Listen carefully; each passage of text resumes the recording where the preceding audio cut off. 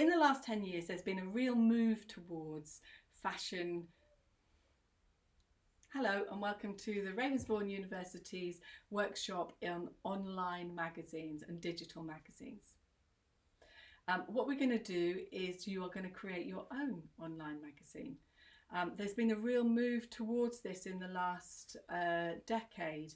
It used to be that you used to have to wait for a month for your magazine to come out, and then it was very limited. It was what it was, and it's full of adverts, and then you'd wait another month, and you would then buy it again. It's a huge waste of paper. And it's quite limited. Whereas now when magazines are digital, you can include film, you can include much bigger interviews, much wider ranging photo shoots. It can be a much more interesting way of working. So instead of just having a flat interview, it can actually be a filmed interview, those kind of things.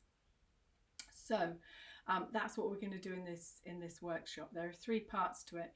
In the first part, what I want you to do is to look at existing online magazines. So these would be things like Dankst, ID, Dazed and Confused.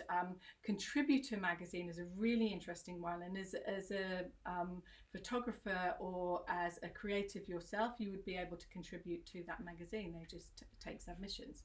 So have a look at all of these, see how they work, see how they lay out their pages on their magazines, what kind of things they cover, who do you think their audience is, how do you think that they are trying to bring their audience in.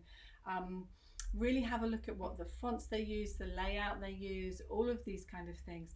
Take lots and lots of notes. So in your little notebook, I want you to kind of write down anything and everything that you think is interesting, positive, negative, all of those different things that you might want to include in yours in the second workshop.